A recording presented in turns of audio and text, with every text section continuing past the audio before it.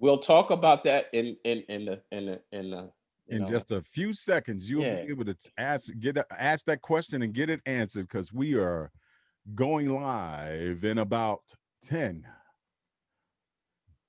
Uh-oh. Minutes. Let me make sure I killed the audio. Oh, I didn't know Western Digital owned Typically, Lacey's. Lacey. We'll talk about that in. And then also, just so you guys know, we'll have your voices, but if you aren't showing your photo, YouTube will not show you on the actual video. So make sure that you guys, when you guys, at least when you guys get ready to talk, show your video, show your video so we can capture that as well. But we getting ready to go live with this right now. We're already on. Um, and so let's make it official and come in a little bit. And Yeah, then do your we'll little go. announcement, Square. Now do your little announcement. Yeah. What's up, everybody? How you guys doing today? I'm your man, DJ Square 9. And we coming to you, the DJ Information Group Talk Show. And we got quite a panel today, y'all. We're going to talk about a whole bunch of topics. So get ready, and you will enjoy. And I want you guys, and so does every DJ on here, we want you to participate. Come in, ask a question, answer questions, do whatever it is, because we're going to make things happen. So now, with that being said, we're going to get to it, y'all. Here we go. Yes, yes. What's up, everybody? I'm your man, DJ Square Knot, and we got a panel of DJs here. Very respectful DJs that know what they're talking about. And this is the DJ Information Group Talk Show. And we want you guys to be able to get answers to your questions. We want you guys to be able to ask and get just present answers for us, our questions. So what I'm gonna do is I'm gonna walk around the room real quick and have each of the DJs introduce themselves. They're gonna tell you who they are, where they're from, and then we're gonna go from there. So we're gonna start with DJ Big Body. What's up? Hey, hey, everybody. This is DJ Big Body from Brooklyn, New York. Bed-Stuy, do or die. What? Then we got my man. I always say he travels up and down the Eastern Seaboard. My man DJ I-95. What's up? What up? This is DJ I-95, originally from New York, via Pennsylvania and Connecticut. Yes. And then we got my man, the biggie, the big homie, my man DJ Genius. What's up? What's going on, everybody? DJ Genius, originally from Brooklyn, New York, not the Bronx. You know what I'm saying? Here to help and share the wealth.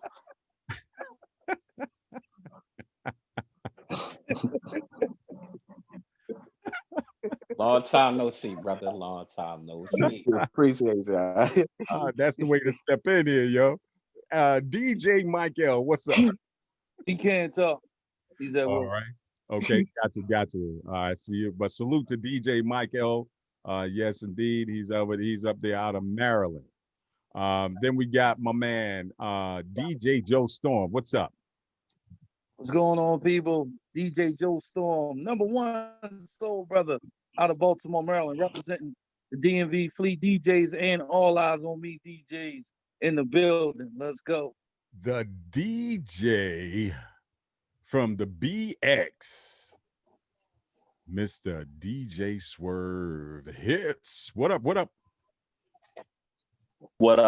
Of course, Square Now, you always save me for last, but you know what I'm saying, you're rocking with the best. There's only one DJ Swerve, and I'm from everywhere. But being that Square Now said where I'm from, yo, you already know. Let's go get it. What we talking about today, fellas and lady? Yeah. So I know that BB, she was short on time, but she had a question. So let's throw her question in there first and tackle that. And then I think DJ I-95 might be able to hit that. So BB, what's up?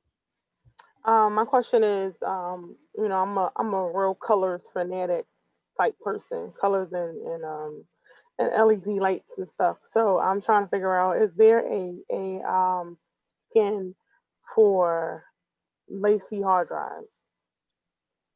Pink and I, purple is my thing. So I don't think there's a company that even make skins for hard drives. Not that I know of. I would just tell you like this. If you know someone that's good with taking hard drives apart, take that apart and have them paint it and put it back together. That'd be your best bet.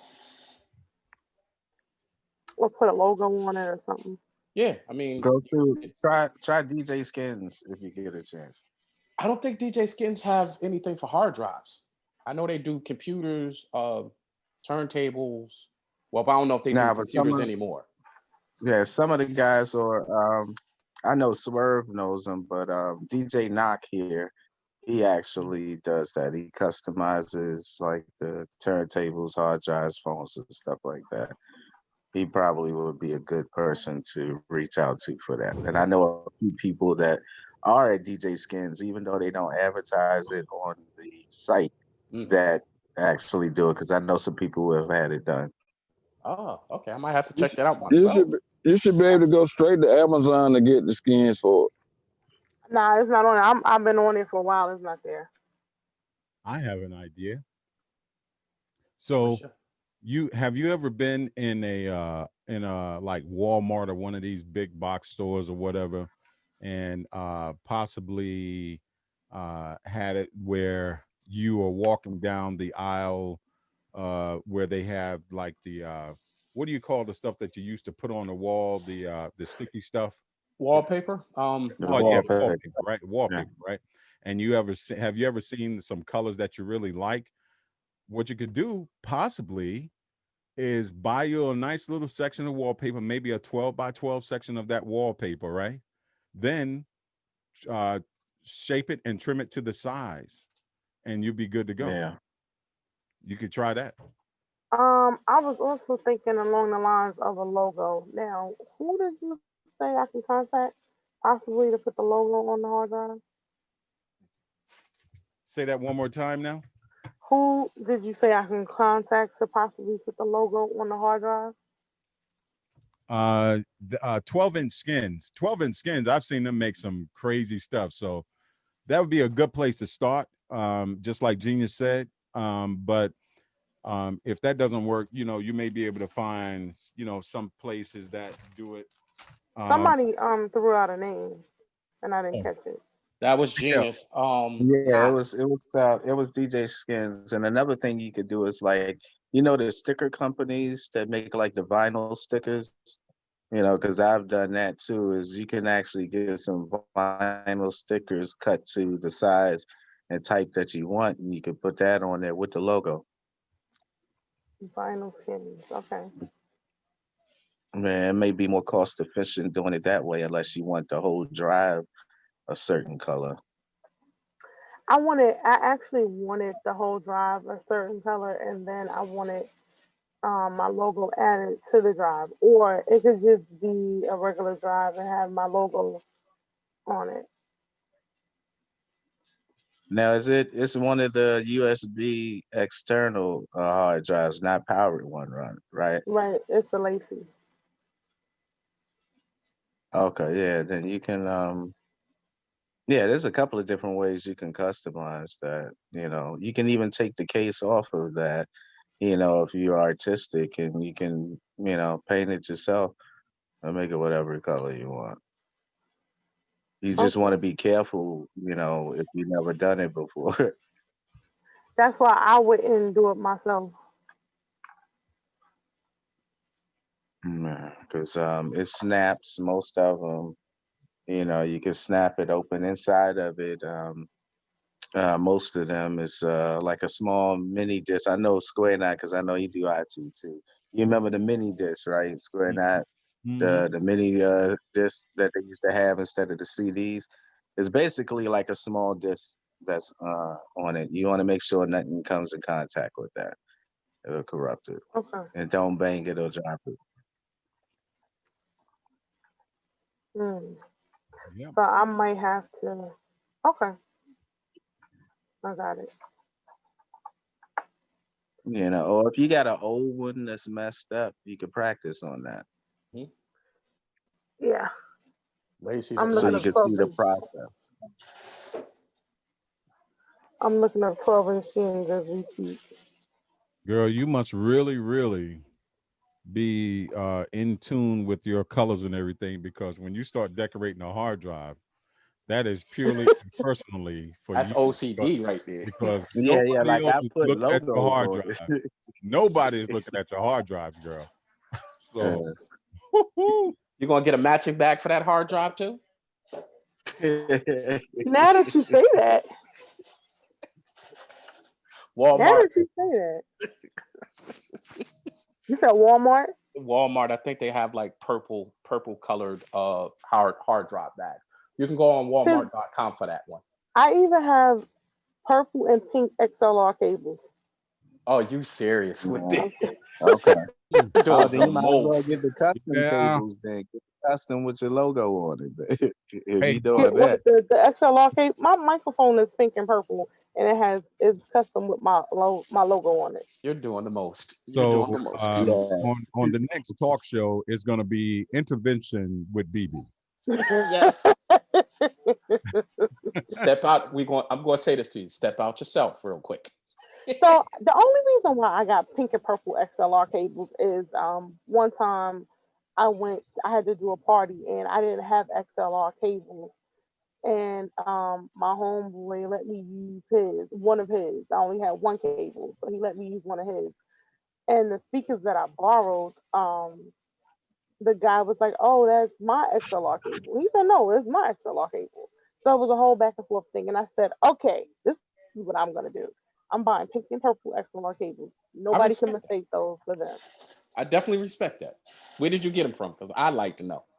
Amazon got everything. Okay. All right, it's fair. That means I can find it on eBay. I don't deal with Amazon like that. Just my No? personal preference. I'm My personal Prime preference. member.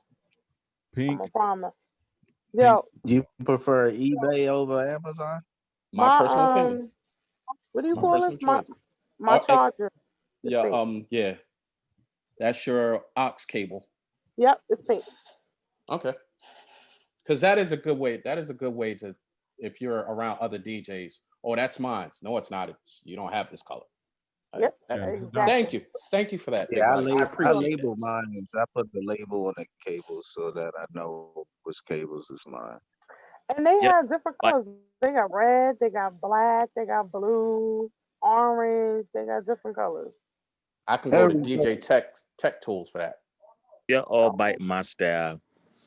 I've been had color cables. Joe, Genius, from DJ Yeah. Con. Oh, I ain't know you do that, I DJ. got the oxide. I got the oxide cable, so ain't nobody gonna say that shit look like mine. And my name's all engraved on each cable. Step How much that that up. cost you? How much did Step that cost? that up, son. Can't How tell much you. Step that up, yo. How much did that Everything. cost you? There's only one. Yeah, y'all can Well, have you, that. you, So you can't go out and do no gigs right now no way. So you pretty much safe. That is true. I know a lot of places have actually opened up. From what I've gathered, depending on like some of the areas here, like Montgomery County, you can fill up 50% of the capacity of your venue or your space. Out here in Connecticut, nothing's open here really in Connecticut. And outside, yeah, like I've noticed that every city and state is kind of operating a little differently, depending on, I guess, the amount of outbreaks they've had or whatever. But they're, because of the idiot in office, they're actually about to open up everything, though. Just FYI. Darth Why you Vader. think they're forcing the kids to go to school? Darth Vader. You just reminded me, Genius. I got to reach out to this bar that Yale University owns to see if they're open. Go ahead. Wait, Nafal, you finished what you wanted to speak on? You want to elaborate more on it? All right. So with that being said, with hard drives, what is everybody using? I already know what you're using, Big Body. What is everybody using as far as hard drives? I use Seagate and Western Digitals. Same here. How about you, Swerve? Western Digitals. Genius, how about you? And Legacy. Both both Western and Seagate have been the most reliable. So I use both of them. Okay. I Yeah, I wanna. use both of those too. I got a trivia. What was Seagate before it was Seagate? It was Honor and Maxter. Correct. there you Damn. go. What was Way it? to What was it again? go, man. It was Connor, then it went to Maxter, and then Yeah. it went to Seagate. Okay, so y'all see I'm on SanDisk. As far as which is Yeah, they dope. Western They dope. Digital, which doesn't make any sense. But anyway, I had a 256 gig SanDisk Mhm. SSD. They're good, they're great, but for the money you're going to spend on, I'm about to look it up. That's how much I spent on the 250. So the money you're going to spend on this, $300. Is it worth it? Is that's a I SSD? called her. That's a SSD. You know that I'll be honest with you, when it comes to SSD, now you got to keep in mind about, let's say 2 years ago, a 512 SSD Mhm. was $5,000. Yeah, So for it to be down to a 2 terabyte at 289, right. that's great, because SSD technology was very restricted, and it was mostly restricted to manufacturers, computer manufacturers at one point. Then they slowly released it into the general public, but they released it at very low storage sizes, like 128. I got 128 gig right here, right now. And then they went from there to like it was like a 180 something that they had. It was some off number. Then it finally went up to the 200, and then the 225 and 250 and so on and so forth. But that you pay that price. But when that 512 first hit, it was $5,000. So for it to see it drop down like it has, that is truly, that is the epitome and the meaning, true meaning of supply and demand. Mhm. So that's what you have just witnessed with that, for a 2 terabyte being $289, which is good, which is a good price. So you're spending $100 a terabyte, basically. Yeah, pretty much. For a SSD, that's really good. What's your I thoughts? What's your guys' thoughts on that? You might as well buy, because they got a I forgot the company. You can go to Walmart and go buy a 500 internal and just put a casing on it. You don't necessarily gotta buy external. You can go get an internal cheaper and just buy a casing. That's it. With that being said, I had the 250, like I said, and I purposely threw it just to see what would happen. I dropped it. I let somebody else hold it. They dropped it. It worked. I like the mobility of it, how compact it is. It is so small. You could put that hard drive on a keychain. That's how small that hard drive is. It's that small. I like that hard drive. Anybody else got anything to say on that hard drive? This is a hard drive that I bought that I put into this case that now it's a USB 3 case. Mhm. You know how it's a USB 3 because it's blue. Blue, yeah. Yeah. And this one also has the little power switch on it too as well. Mm. But I bought this Sargent case, and I put a 500 gig in it. Actually, the 500 Sorry. the 500 gig was from a laptop. Laptop was going dead, so here it is. I'm trying to pull it, and it's all I had to do was slide it. See? So I took the hard drive out of a laptop and put it in here and turned it into an external. So that's another, like Joe said, that's a really cheap route to do. And that way, you don't have to spend a ton of money, because now you can get a 2 terabyte drive. The last time I checked, 2 terabyte, Internal. like 60 something bucks. Cause I got a 4 terabyte for $99. We talking SD though. SSD. Yeah, SSD. different deal. You know, of course, with SSD, there are no mechanical parts. Right. But we still have some people who think that they know about maintenance on hard drives, and the first thing that someone says is, "Oh, my computer's running slow," or something's running slow, and then they listen to some knucklehead tell them, "Oh, you just got to defrag it." I heard of that Well, term. Good luck with that. Well, good luck with that, because as soon as you turn defrag on an SSD, you kill the drive. Plain and simple. Dang.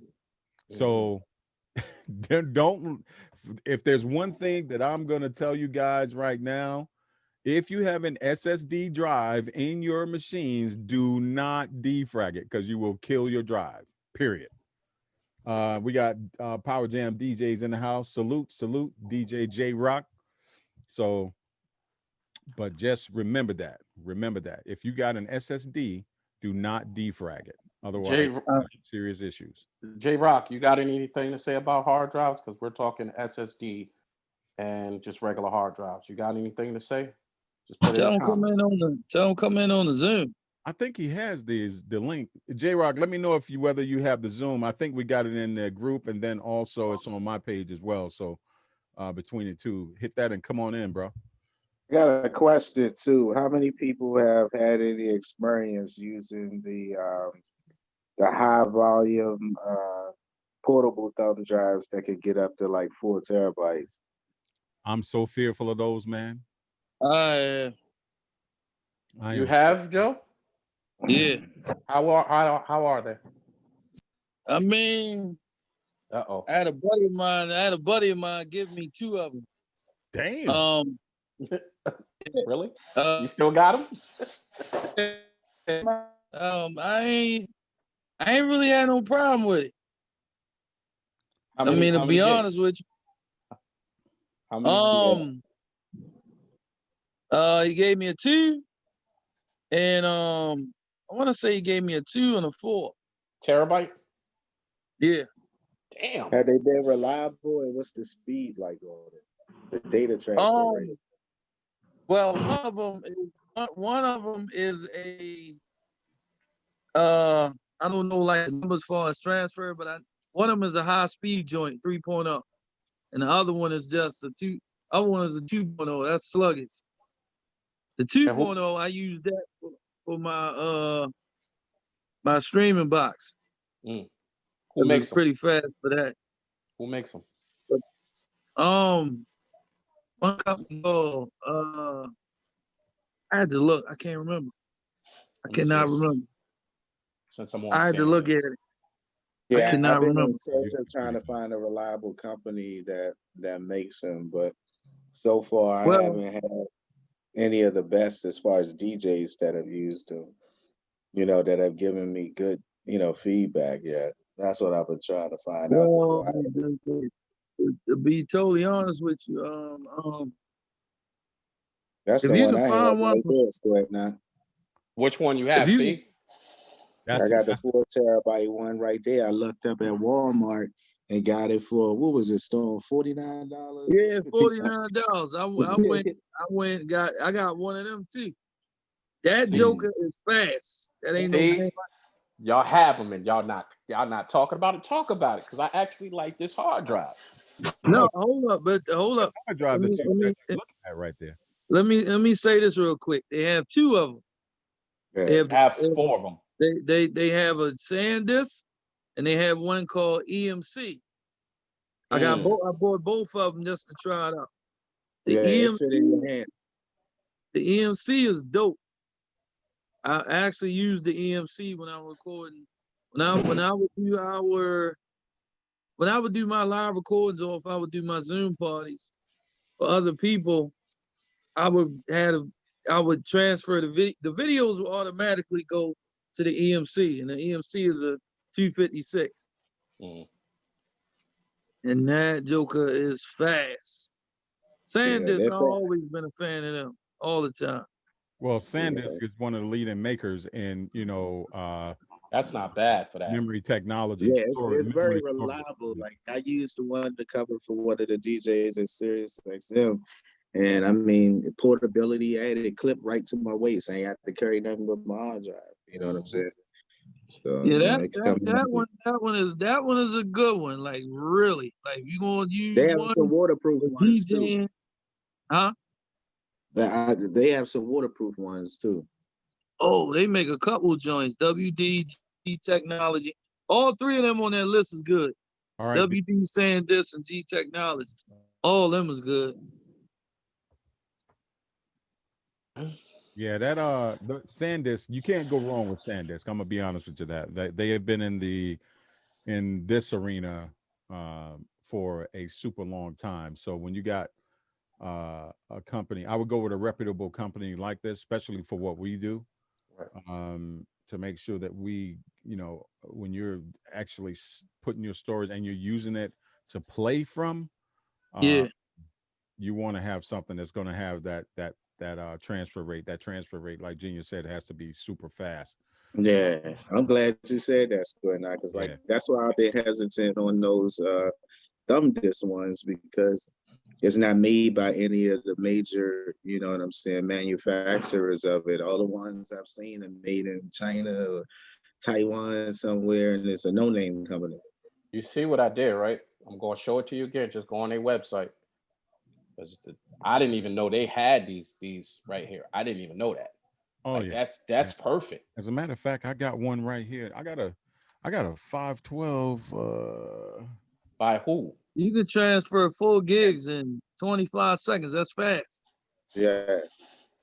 So, as far as portability, if you're going on the road with that, it'd be perfect. For a small library that would work.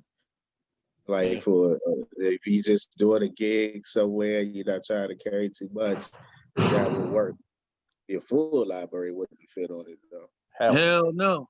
But some people, that might fit a crate. It might fit about maybe 3 or 4 crates. Might be that for me. Yeah. Yeah. Hey, 3 or 4 crates depend. You know, 256 gigs. 256 gigs will give you at least, you know, somewhere right around 50 to 100 songs, depending on the size. So that's more than enough. If not, actually, as a matter of fact, 256 gigs should give you way more than that. Let me correct that. Yeah, it is. You can literally play a whole gig from one of those units.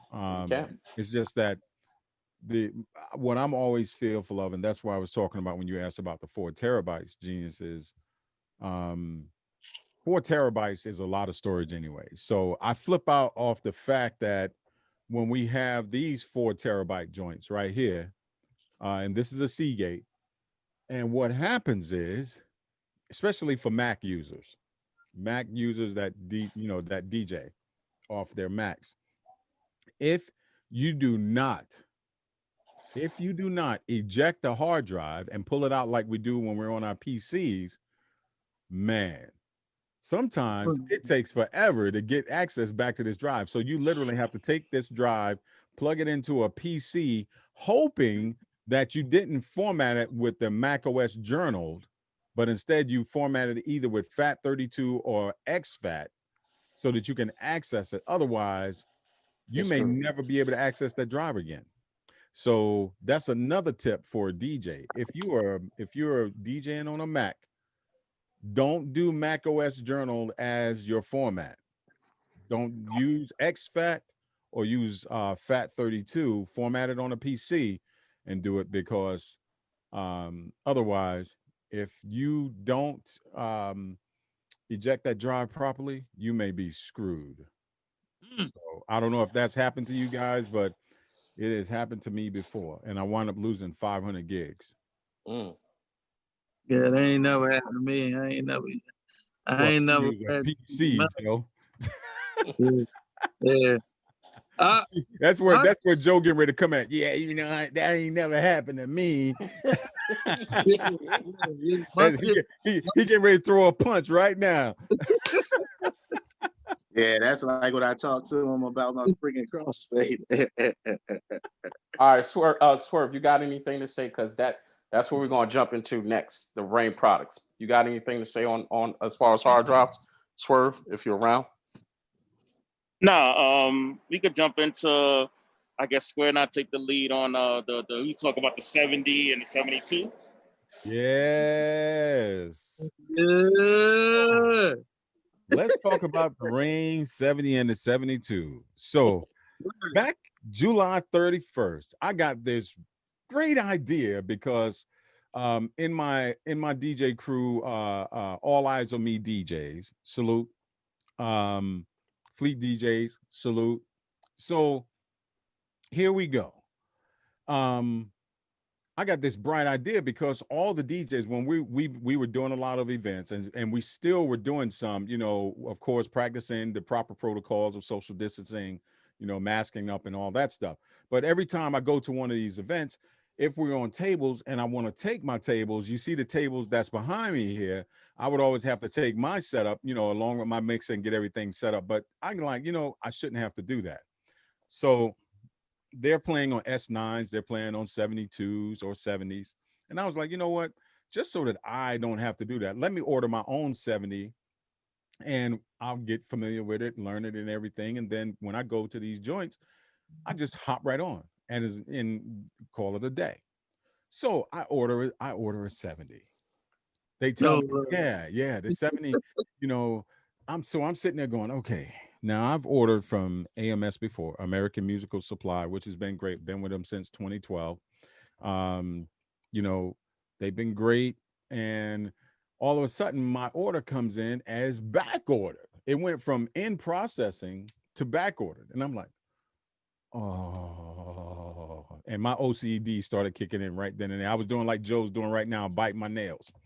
So I was like, okay. So I wait a little bit. I was like, you know, I'm not gonna jump right on it. So I call them and they say, well, you know, it's on back order right now, but it should be coming in soon. Rain, you know, is doing some, you know, stuff. Cool. So here we go. 2 months later, and I call, and they tell me that they're gonna have that the thing is on back order. Rain has given them a date of a month later. That Rain is giving them a date of September 5th and September 9th for the 70s to come in. So I said, okay, cool. I'll wait a little bit longer. I wait and they never come in. So I call them again and I was like, screw it. The 72s, they said, yeah, we got plenty of 72s. And you know, they're coming in. I see them. They talking about they shipping now and stuff like. So I'm like, cool. I tell you what, even though it's $400 more, let me go ahead on and get the 72. So they switch me out of that, get the 72. I get the 70, get order the 72, and guess what happens? It goes on back order. But I'm number 31. So number 31, I get that. They tell me, hey, you should be getting it soon. Mm. Fast forwarding to this morning, because I've been on back order now pretty much between those two mixes since July 31st. Mm. I called the guy and I say, look, man, I said, I'm just trying to check the status on this 72 to see what's up with my order, man, so I can find out what's going on. So he says, can you verify your address? I give him my address, give him phone number and everything. And then all of a sudden I hear this thing that like Joe said, oh, and I said, what's that? He says, you're 72. He says, oh man, he says, Rain has pushed our date for receiving our shipment back to December 5th. Oh, To December 5th. So at the same time, last week, I noticed that the 70s were in, and we were talking about that. But they changed the Rain has changed the shipping date for the 72 to December 5th. Now, if history repeats itself, September 5th and September 9th, they didn't receive their order. So I'm not sure they're going to receive it on December 5th, which means it may go into next year for people that ordered the 72 Mark II. They may not get the mixes this year. So I was like, switch me over to the 70. 70's in stock. I got it switched over this morning. So now, today is Thursday. I should have my mixer by Saturday. So Let's pray Are on they it. sure that That's you're gonna it. have it by Saturday? So now, to make a long and so the food for thought in this is number one, make sure that you verify. Like Joe said this, and I got to give him his props on this. And I think Flash also said this. Make sure that you verify that they actually have that doggone thing before you place that order, because you could be sitting there for months. Yep. Sitting there for months on it. So that's Yep. and if you're ordering a Reign 72, don't expect it till next year. If you get it in December, just count your blessings as being lucky. That's my take. Y'all got anything on that? If not, y'all can roll into the other part of 72. Genius can tell you about his deal. And I got something to say about the situation. Basically, man, I've been through this game for years with these companies. A lot of times I don't even place the order. Like I got Pacific people I deal with, and I talk to them and I say, hey, is it there? And they be like, yeah. Like one of my guys, he'll walk, like the warehouse is right there. He'll walk me in there and say, here's some boxes right here. So I actually seen my set before it came to my house. Before, I actually got it. So, now is a crazy time during this COVID thing. And then we got people forget that this country is going through the situation with the terrorists, with other countries, especially China. We doing these fights. Well, it ain't us, but, it's the powers that may be that's doing these fights with these countries, So these are the major manufacturers of the world, especially China. So they doing what they doing what they want to do right now. So people got to be patient when it comes to equipment. And even go leading into the expo when that comes up. Don't expect a lot of the manufacturers there at the expo to have a lot of equipment, because they ain't gonna have it. They might have a handful, maybe. So it's a different year. That's all I gotta say. What you want to talk about your issue with your Reign 72, Genius? Yeah. So that's genius. Yeah. Go ahead, Genius. Well, like Storm and probably many of you, I've used Reign products since the beginning, and as with all companies, you're gonna have, issues. My greatest gripe with a lot of the companies is like customer service. With Reign, I sat on hold the first time for 2 hours and 38 minutes the first time. God dang. Just waiting to speak to someone. Mm. Then the phone hung up and I had to call back. You got to start the whole process over. And on top of that, In Music answers the phone I rang. That was kind of weird. But, once I finally actually did get to speak to someone, one of the things that alarmed me is that they really didn't know too much. They kept having to put me on hold to ask someone else, about the situation, which I told him before he even asked me any questions. I told him, I said, listen, I'm an engineer. So anything that you ask me to try, I've already tried. Yeah, I've done it already. Yeah. So what they actually did is sent me out 3 new mixers. I mean, not mixers, but the Mag 3 faders. I replaced all of it. Instead of just replacing that one, I was like, I prefer to replace all of them, so I'm not having to call back again. Right.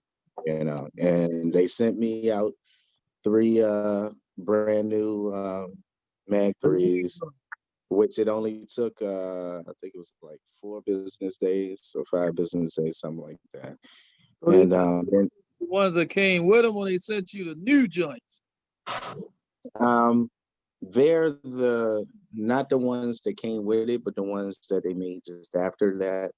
So they're slightly newer. You know, they're slightly newer, but they're not the Mag 4. The new ones are the Mag 4 ones. You know, and Oh, I think I'm trying to remember if I was talking to you or Swerve when we was talking about how, you know, one of the other issues is that they're all, you know, magnetic, you know what I'm saying, and electric. So don't sit those by anything that's magnetized. Don't drop your mixer. Don't sit anything with a magnet on it on your mixer or anything that has a high magnetic field. I've done the test. It'll actually mess up the crossfader. wow. Yeah. You So, know, in my experimenting, I discovered that, you know, that can mess up, you know, the crossfaders. You know, that's my only gripe. They work well. I like them. You can adjust them. You know, it's easy to interchange them. So if anybody ever has to change out any, just hit me up. It's really not hard at all. You know, it's actually pretty simple. Just make sure your power is off. You know, after you take out all of the screws, which is pretty easy, you know, off of the plate, there's 2 screws that connect the crossfaders. You got to screw both of those screws, and there's a receptacle that's on the end. Don't pull it from the wires, you know, easy electronic wisdom there. Don't pull it from the wires, pull it from the connector end so that you're not You disconnecting got a little lit up.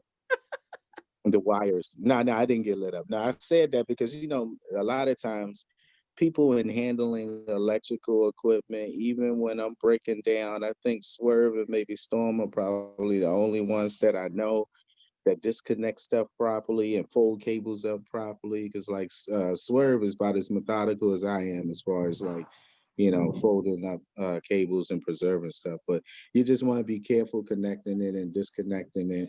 Once you actually connect it, before you put that plate back on, afterwards, just power it up. And if you have the latest update, it'll automatically update to it, you know, or make sure you're connected to a computer that's online and it'll update through the internet without issue. Yeah, it only okay. takes a couple of seconds.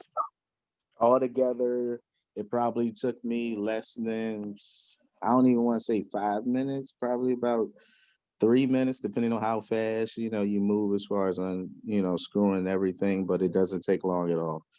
You know, another thing I would suggest for those who like to clean their equipment, do not use the air cleaners, okay? Because the moisture that's inside of the air cleaners will actually get inside your mixer and mess it up. I know 4 DJs personally that have sprayed that, you know, on their 72s and they had to send them back to get them replaced. Wow.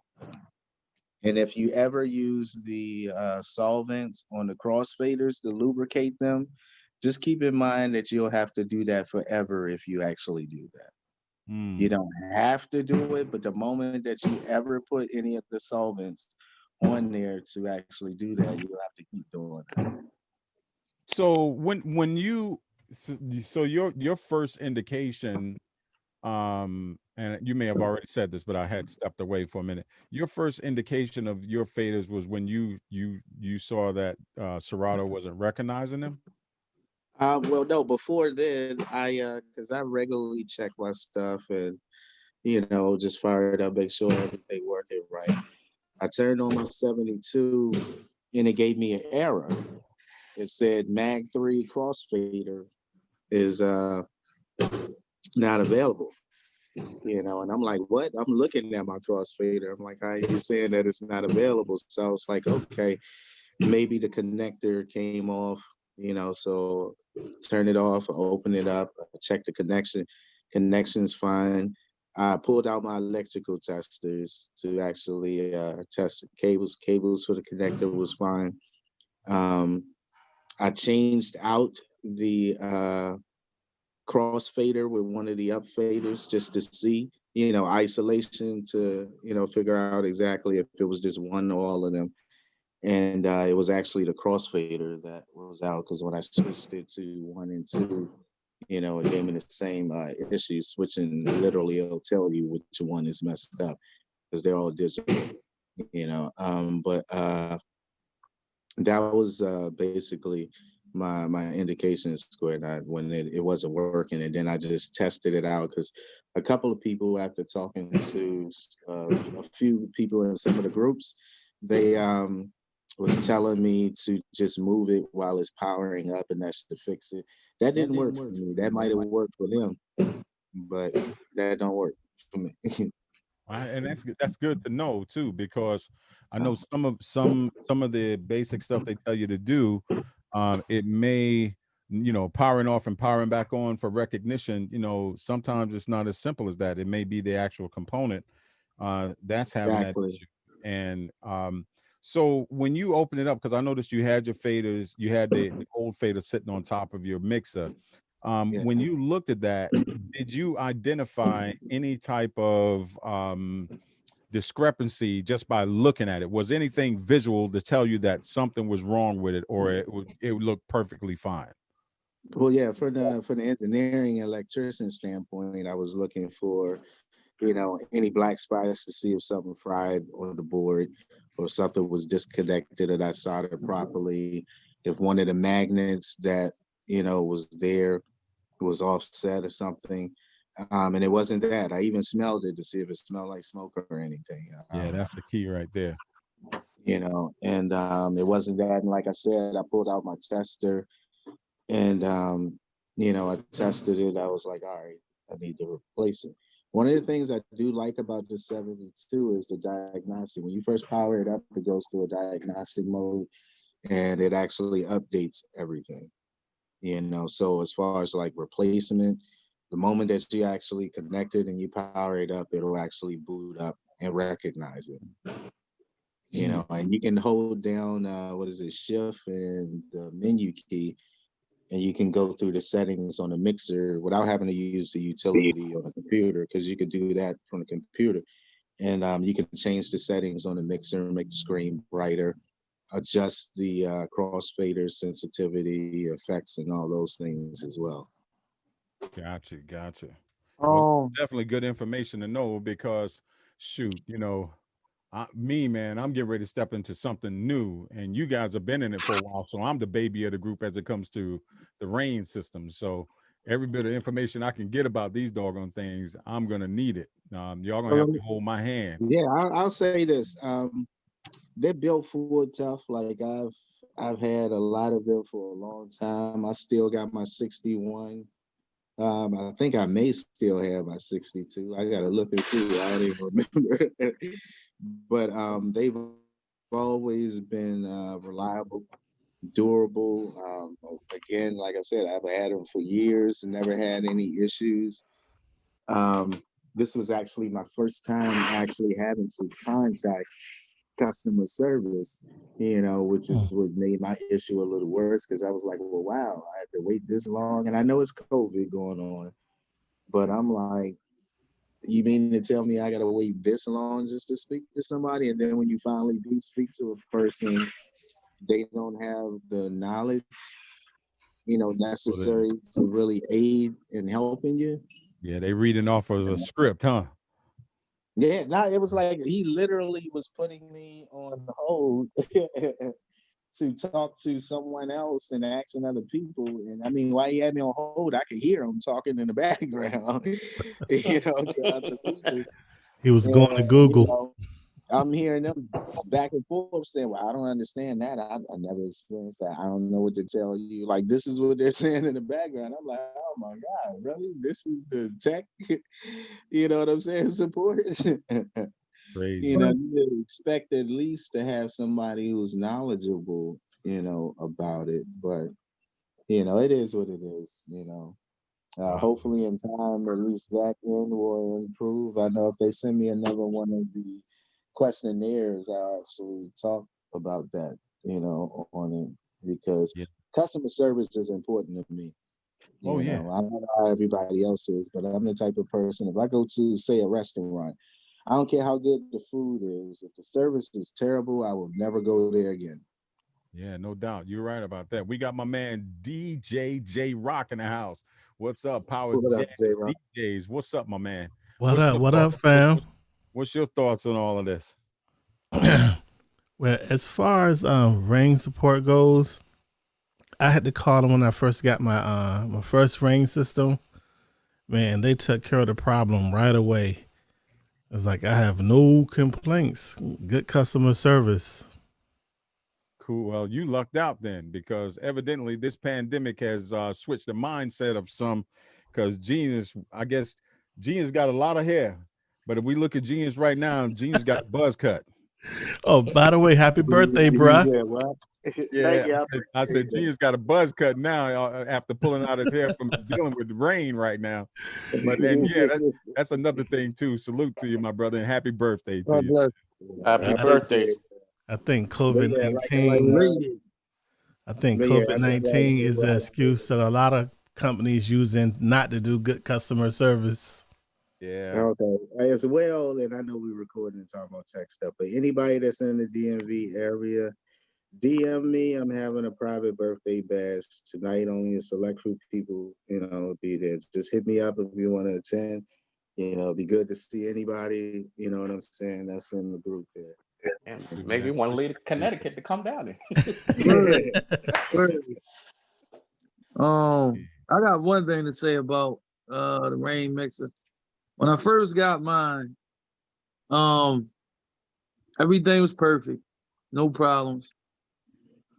One night I came home from work and the fader and the channels was stiff, like stiff, almost like an old school mixer.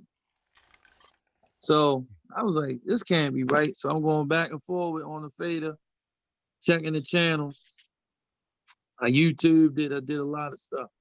Finally, I went into the Rain page on Facebook, and there actually was a guy from Rain who I talked to, and he told me, he said, it doesn't happen often, but he said sometimes, depending on the temperature change, it may drop the rails on the faders. So he was like, what I would suggest is get you a container, a little tube of deoxant, and take all of them out and grease them. And that's what I did. And I've not had a problem since. Now, it was already greased when I pulled it out. Because when I pulled all three of them out, they had some grease on them, but the grease was like dry. Where like, cause when I came home, like sometimes I might keep my air on, like especially like this was like, not air, no, I'm sorry, it was during the winter, it was cold. Cause sometimes like when I leave the house, I may set my heat on automatic, or sometimes like that particular day I forgot to leave the heat on. So it was cold when I got back in the house. I touched the plate of my mixer and it was cold. So I'm like, man, I was worried. I was like, I hope I ain't freeze nothing inside of it, no moisture, none of that. Luckily, it wasn't a problem. It was just the faders and the channels. So I greased it and I always keep like where my stuff at a certain temperature. So I tell anybody out there, if you're dealing with a rain system, preferably the mixers, just the mixers. I ain't talking about the old mixers, but the newer mixers. Just try to keep your area at a certain temperature, because you might be having to do what I got to do, what I had to do, and pull everything out and grease it. Also, one more thing. To anybody that's having an issue with calibration, let's say you're having a situation with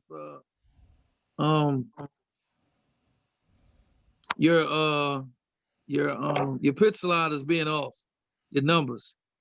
There's a whole video with a guy that actually did it, where he shows you how to calibrate your 12s. Because sometimes you may even, like when I first got my 12s, it was slightly off. far as calibration. And I did everything. I searched, I went in the forums, I did, and finally, after a lot of searching, I found a video with a guy that actually did it. And, you know, he'll show you how to calibrate. The video's on YouTube. You can just type it up, how to calibrate the Rane 12s. And calibrate your 12s if you're having that problem. That's it. Gotcha. Well, you know, I know this is, we're talking about this, and I think Swerve is going to come in with the next topic, but Can and I interject something on what sure, Storm was saying? I'm sorry. sure. No. What I discovered on the new Rane 12s, that calibration doesn't work on the new ones. Oh, it doesn't? On the old ones, it does. Wow. I've talked to like 13 different people, and on the new one, it doesn't work. On the old one, the calibration works, and hopefully they may fix that in one of the new updates or whatever. Yeah, on the new ones, it ignores the sequence and just powers up. Yeah. The new ones are probably a lot more accurate than the older ones. Probably. Yeah. But once you calibrate them, they dead on. Wow. That's crazy. Yeah, they dead on. You got anything to add to this, Michael? Michael, ain't got nothing to say. Just listening. So the question I have now, especially with Joe saying that, and then Genius coming back with that as well, is has anyone had any other mixers outside of Ranes who've experienced similar situations, and have they had these kind of issues where it comes to greasing rails and magnets failing and all that kind of stuff? Because I'm just, y'all got me scared now. I'm hoping I didn't spend $1,500. No. I've seen issues with the S9, especially the earlier ones, but they had problems, and they had a problem with the paint on the earlier S9s, where the paint on the faceplate was coming off. Yeah, man, because I'm like, Lord, have mercy. No, I mean it's really simple, Square. I had a couple of mixes. I had Stantons, I had Vest. I was a heavy Vastex guy. I had an 05, 03, 07. I had a couple Vastex mixes, different things. I never went through this with near mixer until Rane, till this mixer. But not to discourage you. If you ever had to go through that, or anybody that's out there that's watching, if you ever had to gotta go through that, it's only a one-time thing. In most cases, I mean, like I said, just as long as you're not keeping your area, and that's with any piece of equipment. If you got something too hot, if your area is too damn hot, or your area is too cold, then of course, anything that's at one extreme temperature, either cold or hot, you're going to have a situation. But I've carried equipment out in the sun. I mean, not really in the sun, but because I had everything in shade, but hot weather, and it works perfect. So, don't nobody be discouraged out there from buying Rane products. Just take care of your stuff. Treat it as you would treat yourself. Hopefully, you treat yourself well. Gotcha. So now we have. I just noticed that Flash popped in here too. Flash, are you available to say anything? You got anything you want to inject, or before we move on to the next topic? Yeah, work probably. Yeah, probably work. So, woo. So hopefully I'll have my Rane 70 in my hand by Saturday, no later than next Monday, because it has been truly a frustrating time for that. And then for all of those who are looking at ordering a Rane 72, just put in your mind that if you're going to order it, that you may not get it until next year. So that's the little tidbit there. We got a great panel of DJs here. DJ I-95, DJ J-Rock, DJ Mike L, DJ Swerve, DJ Rod Flash, DJ Genius, DJ Joe Storm. We call him the Rain Resident. So, and of course yourself, I'm your man, DJ Square Knot. We're talking about multiple topics here on the DJ Information Group Talk Show, where we come out weekly and we just, bring things to you that, where, like I say, we may be able to answer your question. We may be able to receive answers from you and so on and so forth. And just, come in, have a good time with us, because this is all another piece of DJs supporting DJs fellowshipping with DJs. And that's a very important part as well. Now, this next piece, I'm the master behind it all, because I am the greatest producer in the world. Swerve, I taught Swerve hits, everything that he knows. So, Man, he gonna get me when he comes back on. We were all talking about some equipment, and a piece of the equipment that I know Flash had purchased a little device. DJ Miss Official purchased a device, and then Swerve started just bogarting. He started just throwing bows and saying, "Yo, let me show you what I got." And he broke out like 3 or 4 different Akai MPC products and all that joint, and the software and all that. And so, of course, I told Swerve, I said, "Look, man, I'm not messing with you. If the expo goes down, I'm not messing with you, because I am not going to any vendors with you, because Swerve will make you spend all your paper, That credit card at home. Yeah, leave that credit card, because Swerve will make you spend. He'll be like, 'Yo, man, check out this deal, man. Yo, this deal is fat, man. Yo, you get $300-400 off of this right here.' Next thing you know, you're going home, you got all this stuff, and then your wife is going, 'What's that?' I know." First of all, I don't even talk like that. Hey, he sounds just like Swerve. He sounds just like Swerve. Yeah, you sounded just like Swerve Square. Yeah. Yo, Mike, don't let me imitate you. hey, that's the Bronx guys. That's the Bronx guys. Yeah. So Swerve, tell us about this. Tell us about the next topic there as it relates to what you were talking about. No, I mean, I'm sure the world should know. If they don't know, it's just on for people that do production and mess with machines and stuff. The Native Instrument Machine Plus standalone, their first standalone. I guess they're trying to compete with, of course, with Akai, with their standalone, like the Live 2. And there's a couple of things that it definitely, some people are weighing, between Akai and Native Instrument, of what Native does versus what Akai do. And just want to enlighten everyone on, what the machine does and what it can do, what it can't do, what's going to be coming in the future for what they are doing as far as standalone. Are you grabbing one? You grabbing me one? You get me one? I'm waiting for you to. You got my address, so you can just go ahead and ship that joint.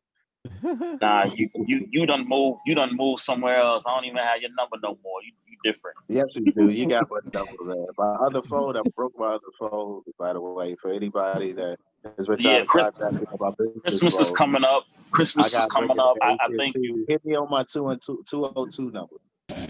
I mean, I'll send you a picture since today is your birthday. I'll send a picture to you and be like, "Yeah, you got one." I want the physical one.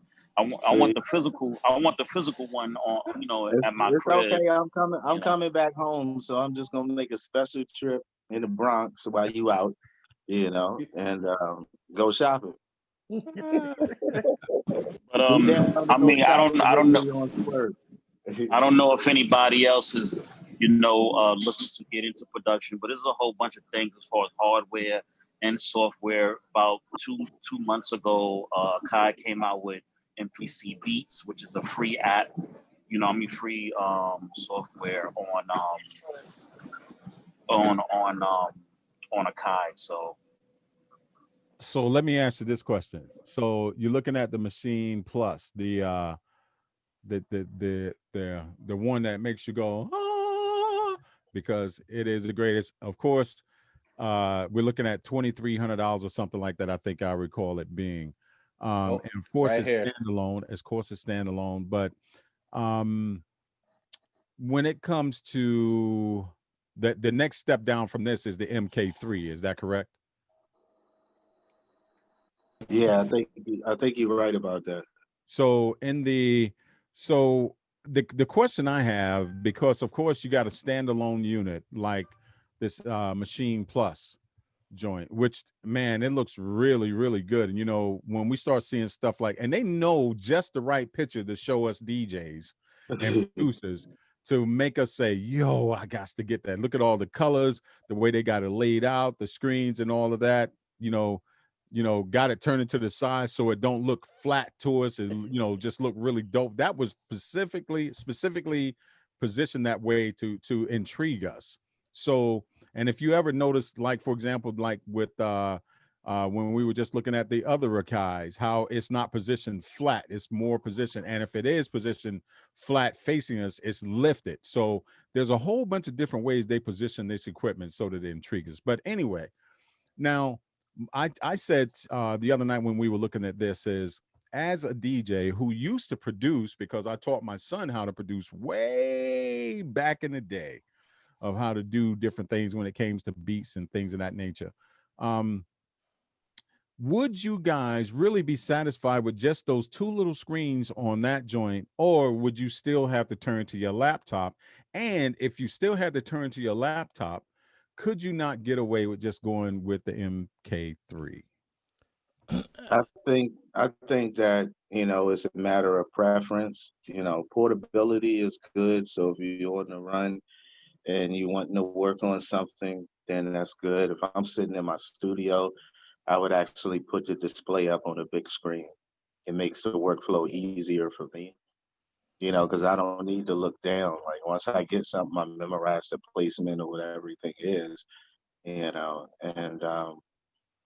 I think that would make it easy. But for what I've seen over the years, and I'm sure that Swerve will attest to it, Machine has been a great piece of equipment for a long time. It's pretty much probably the MPC's only real, competition.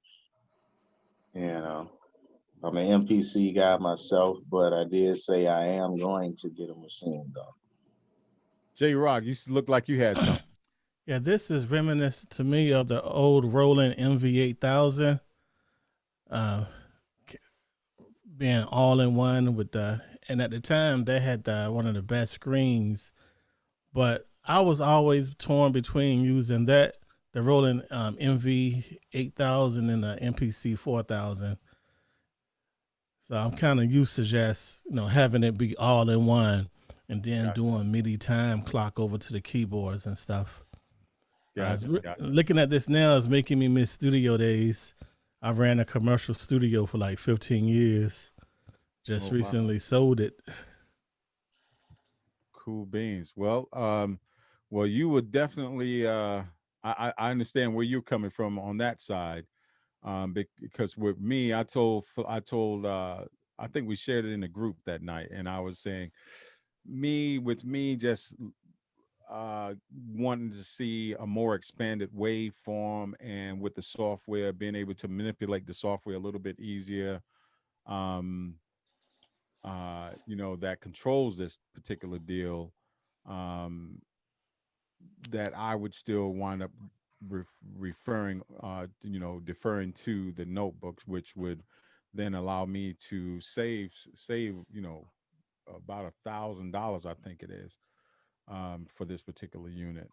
So I'm going to definitely have to go and compare differences if I decide to step back into that arena.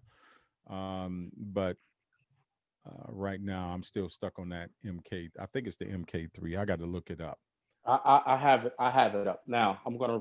Yes, the MK3 is the MK3 is the Machine Plus. That's $13.90. The Live 2, the Live 2 Akai MPC Akai joint is around the same price as that Plus. Now What these was are the the other one? things See, you got that the between the two, which doesn't have.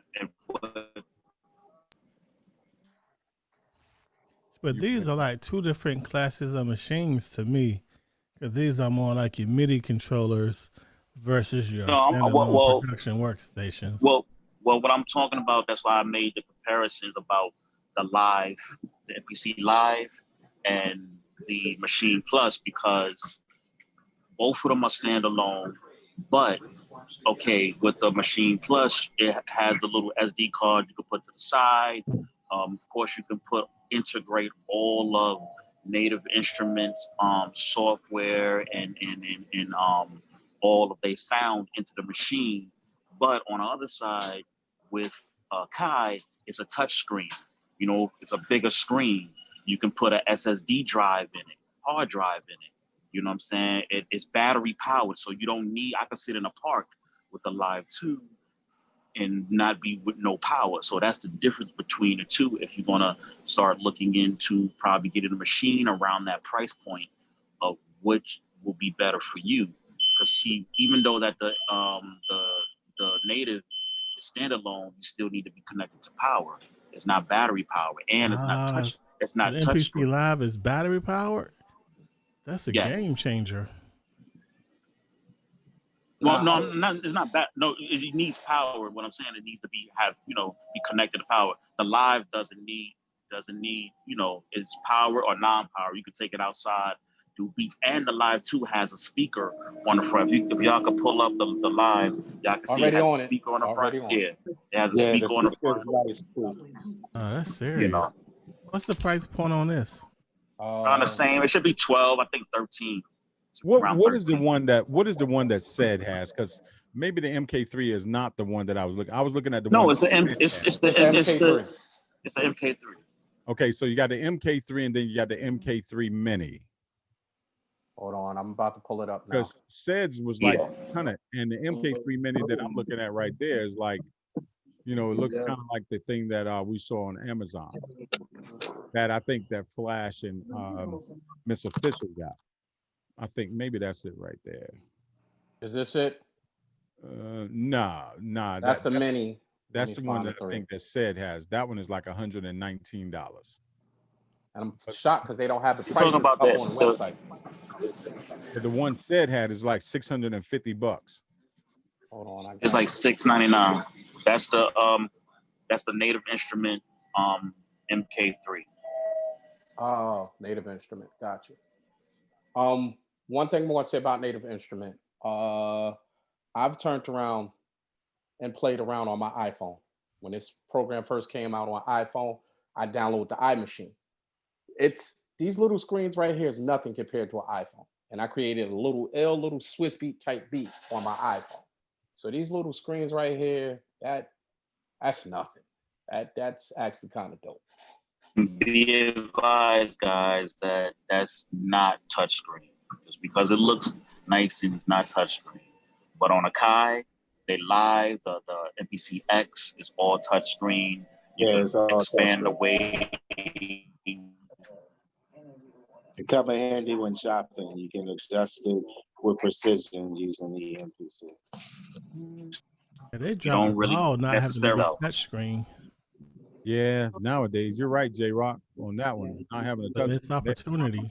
Yeah. But then again, they might. That just reminded me, hey, Swerve. Touch screen. I got an issue with not with my Live.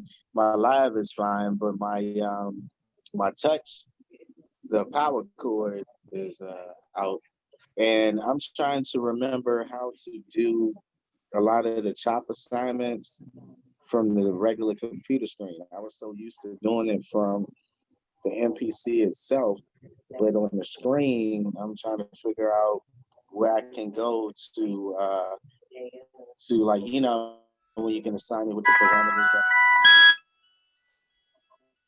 or assign it to the pads. Yeah, I'll speak to you later about it. Yeah, okay, I'll speak to you later about it. All right. Yeah. So something to really think about it. Of course, as we move into the holiday season, of course, the toys are going to start showing up. And, I'm going to be holding up a can to see who can donate. New My cash Pioneer app, mixer my coming cash in app October. is indeed. So this is good stuff here. The last I got a question. shoot. It's actually off topic of the production. It's not on the same topic. I want to ask J-Rock, how does he feel about those SC 6000Ms? That's what I want to know. You knew that was coming. That's what I want to know, buddy. It never Ah. came on the show. Shit never came on the show. Bruh. That's what I want to know, buddy. So With that rain mixer, oh boy. so it's like this. Everybody knows I sold my first pair of rings because I heard about the new ones coming. So my wife was like, "Well, I don't want the rings. I want the Denons." So I said, Right. "All right." So I bought the ring, the MK2s.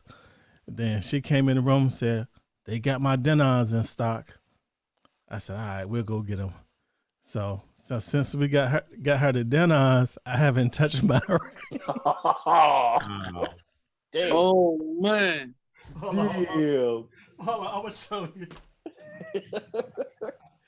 Man. The ring's been sitting in the box in the box. Damn. But that's not knocking the rings though. Don't get me wrong. The Ring MK2s and the original rings, they are a monster. But I'm a technology head, and so integration with Virtual DJ is like having it just opened up so many remix opportunities on the fly that it's crazy. And so J-Rock, quick question. I want to ask you, what's your take? You can finish answering, so tell us your story. Well, also my question, your take on the Pioneer, what they came out with the 3000 and the Denon. I don't know if you was able to get your hands or test out the 3000 and weigh in on the both of those. What's your take? I spent a lot of time looking at the 3000s. I actually ordered a pair for an install that I'm doing. And if you are a CDJ person, it's easy to go over to the 3000. I personally feel like they dropped the ball for real. Not being able to analyze internally, not having Wi-Fi, not having streaming. You talking about on the 3000? Yeah, on the Newmark 3000. Because right now, Pioneer. on the Pioneer, they dropped the ball with that. Yeah. With it being 2020. Because on the Denon right now, I can go from a thumb drive to a SSD that's built in. I could put like a 3 or 4 terabyte in there. I could connect to my Dropbox. Think about that. Connect to your Dropbox. Huh? Say that again? What? I can connect to Dropbox. I gotta look closer. What? And on top of that, J-Rock, it's cheaper. It's like $500 cheaper. Yeah. And not only that, you can connect the Tidal and Beatport. And so like for us, that's our setup when we do like big weddings and stuff like that. So somebody got a request. If it's not on the hard drive, I can go to Dropbox. I can go to Beatport. I can go to Tidal. I know some DJs don't like requests, but me personally, I love requests. I don't mind. I don't mind saying no if I don't want to play it. Yeah. But it's this open the doors for us to get more work, being approachable. Mm-hmm. Yep. But the price point was awesome. Awesome price point. I was torn between getting the Denon mixer, but for me, that style mixer is more for like house DJs. I'm just so used to the layout of the 72 with the effects pedals. I mean, it's just the 72 with the 6,000 M's is like a match made in paradise. Wow. You heard it here first. Say It's- that. Repeat it's, that. Repeat that again. And I'm not just, saying it because I bought the stuff. I'm saying it because I'm a technology head. You know what I'm saying? And right here, look, the NS7 III moving platters, the Rain 12 NK2s in the box under that. And then Good, yo. over here covered up. Look at Nice that. and secure. Nice and secure. Wow. Look, complete with a camera over them, keeping them Damn. safe. Wow. All Robot. mother son CDJs was trash. It's like for Then, and the CDJs are dope. They're responsive. They sound good. They're familiar. But for my style of DJ with moving platters, I prefer the Denons. And J Rock, So you don't prefer them over Pioneer? So what now? You prefer them over Pioneer?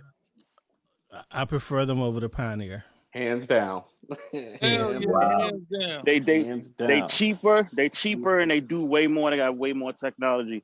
J Rock, did you test out? I seen somebody online that while you had your Denons on and you disconnect the power cord from it, it still stays on with it playing for like a couple of seconds before it actually goes off.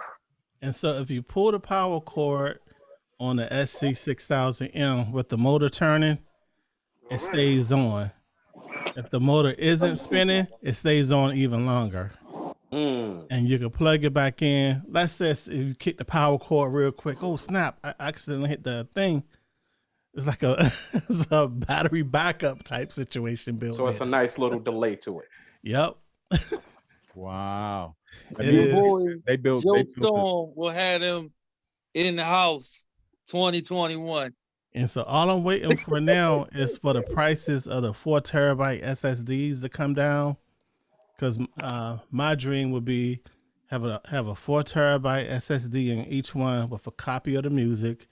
That way, if the Serato or virtual DJ goes down, I got my whole music video and all that catalog. Also, the Pioneers don't play MP4s. What? Damn. These will play MP4s, the audio from it, but of course, there's no video out. So you can have it'll play the audio from the MP4 music videos. And to me, that's a killer for me, because when we build our crates, we do a combination of audio and music videos. We try to have it so that we could take that crate and do a video set. Wow. But yeah. Hey, that's crazy, yo. And I originally had looked at when I saw it because I was trying to figure out what is the big deal about like all these different standalone type units like that. And me, I'm a Denon head as well. I got the 4000, I got the 7000, and love them both. They've been very good, and something about Denon, they make some very aesthetically appealing type units. And standalone, the standalone mode is like it's so powerful, being able to pull the music from damn near anywhere. But once you put it in computer mode, like Serato is slow, so Serato hasn't introduced support yet. But the virtual DJ integration, man. I'm sold already. I'm sold. Man, I'm telling you. Go sit in the corner somewhere. Go sit in the corner I'm one of those Serato DJs that's like, yo, Serato or death. You know what I'm saying? I ain't touching nothing else. That was me up until 45 days ago. 45 days ago when I got them, I ain't touched Serato since. Damn. It's a wrap. Serato is a wrap. Serato is a wrap. And you'll get used to the interface, but and the power of the stems. And then you got an iPad remote where you can tweak the acapellas and instrumentals. Bruh. J-Rock, we can't let you do Serato like that. Bruh. Yeah, I'm a Serato head. I respect you. So Denon software is pretty good. It flows pretty good. See, now the Denon Engine Prime for managing the music and all that, I'm going to be honest, I haven't played with that too tough because I'm just using it to, basically with the Denons, it'll read my Serato crates. And so I just use the Denon Prime stuff to just bring in my Serato crates. And so then with Virtual DJ, that reads the Serato crates. And so any crates I build in Serato, and they're available everywhere. Cool beans. Well, that's really good information to know. That's the best of both worlds. Because you heard it here first. Yes. Jimmy J-Rock. You heard it here. Word up. That is really good. And, you know, we're talking about new equipment, you know, I broke down because, you know, one of the things that I didn't want to do, I was like, okay, I'm gonna order this range setup. And I was like, nah, I don't think I want to get the 12s. You know, on top of that, they went up $100 on them. And then I was like, for the change, I wasn't for sure if I was ready for that. So, and me, I'm in love with my Newmark NTX 1000s. Great tables for me. They've been really, really stable. So I said, you know what, let me try another table. So I went and I ordered, and they're sitting in there in the cases waiting for this mixer to arrive. I bought the Reloop RP 8000 Mark IIs. Okay. So, and I took them out. Let me tell you, when I opened up the box and looked at these tables, man, without them being lit, they are pretty. You know what I mean? It's just a beautiful black table. I mean, the table is just the joint itself. And I bought needles for it already. Got me some Autophone scratch needles for it, the white ones, white and black ones. So I'm gonna have those on there. And then once I get the mixer, I'm gonna hook everything up and just really learn everything about it. You know, these Reloop tables, man, they take. I think they are gonna be the ones that take turntablism to another level because of that pitch, that what is that platter play situation, where you can actually hook a MIDI controller up to it and use your turn, like you got a keyboard, and play with your performance pads and your platter and your MIDI keyboard or whatever. Oh my God, man, that's going to take it to a whole new level. And that goes into some production type stuff that some DJs will want to use. So I'm really looking forward to those. And I got them at a good price. Yep, them joints there, but my arms are black. So my arms, everything is black. So it's a nice looking tables. Yeah, yeah. And they definitely, I'm really looking forward to them. And see, that's the 8000. I got the MK2s. Got you. Yeah, so I got the MK2s, and shoot, man, I watched maybe 10, 15, maybe 20 videos on these joints. And also I was looking at the Reloop mixer, but Reloop mixer is good, but the only one of the downfalls of that, well, I call them, maybe it's may not be for someone else, is the as a matter of fact, yeah, I was going to say that's it right there. That's exactly it right there. That's the Reloop. And check this out, that screen there, you can see the BPMs. It also has the pitch. Everything is right there so that you can see everything on the fly. So really, really good tables, man. And that black on black is nice. Yeah, it is pretty. Man, they are fat, man. Nice. And I really like the feet on them. The way they have the feet, like, for example, you could put because I did feel this before when I was putting it in my case. I had them sitting on the floor. So, like, they are designed to, you literally, if something was sitting on one corner and it was light on the other corner, it would balance itself. That's the way they were. It was really crazy because I was like pushing down on one side, and the table, you could feel how the table was really trying to make sure that it didn't like turn over or anything like that. So it was really crazy how they got those feet. Those feet have like these up inside. They have like these things. I was like really amazed the way they built. They built those very, very well. Man, I'm not gonna let you get me in the doghouse. Wow. I refuse. And go back to the back of it again. They got that link port on them, if I'm not mistaken. Yes. Where is it at? Here. Go over. One of these, if I'm not mistaken. Click in there. Oh, you already clicked in. Let me see. Is that I can't remember, but I think you got your the link port so you can connect the USBs, right? So you can hook the turntables right into each other, just all kinds of things. Or you can take it out to a mixer. Like first thing I'm gonna try is taking my 70 and using those USB ports and running right over to the tables, just like you would do with the 12s, and see what happens. So they designed these pretty damn well, man. I'm really impressed with the design. The only thing that I'm not a big fan of, and I think Reloop does this overall because they do it on their mixer too, is that they put the ground wire. See where they got the ground wire by the RCAs? That's the only thing. I think they could have positioned that a little bit better. Yeah, they go to ground wire. I see it. But other than that, I think what they should have done is maybe set it, put the RCAs, turned them up for vertical, and then maybe, had that sitting off in the middle by itself instead of it being like where it is right there. But it's not a biggie. But really, really good. And, each one of them is, like you see it right there, an official Serato accessory because of what it does with platter play and all that other stuff. But those are some really tight looking tape. And you see those 4 buttons up at the top right there? So if you're playing, let's say you got a mixer and you're playing, right? You got cue points. This is another thing that I really enjoyed about them, which was like one of the selling points. So I could set up my cue points set, right? But then if I wanted to activate like my drops and all that stuff, I could do it from my tables.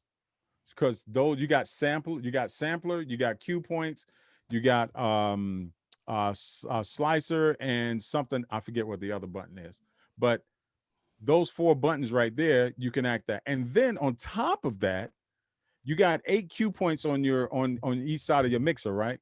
But because you have 8 more performance pads right there, you literally have access to 16 cue points on each side, and they are individual. They are separate.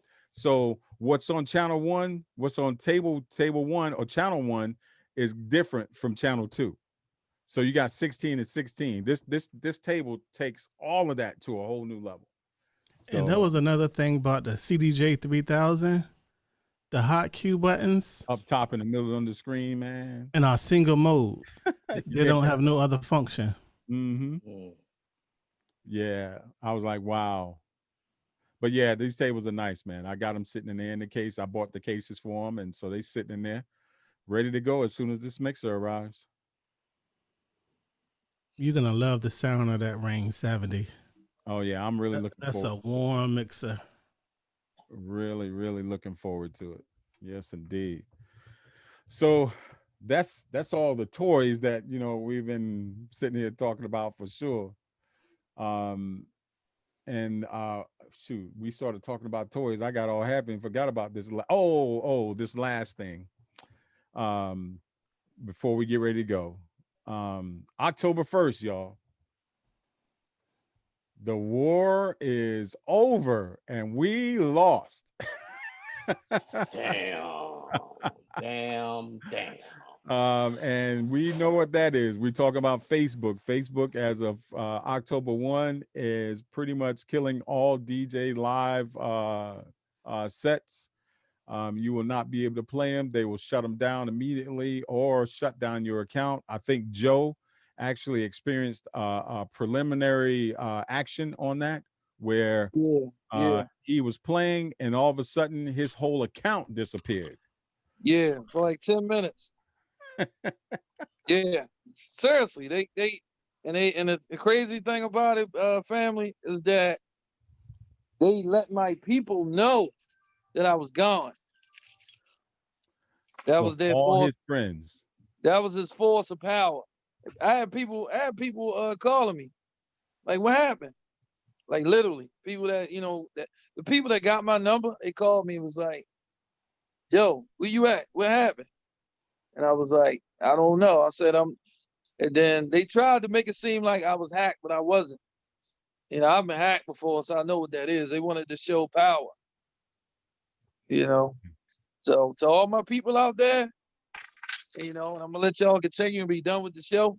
For all my people out there, stop being silly. Pay the $15 for Mixcloud Pro, and you will be able to stream and connect with your followers.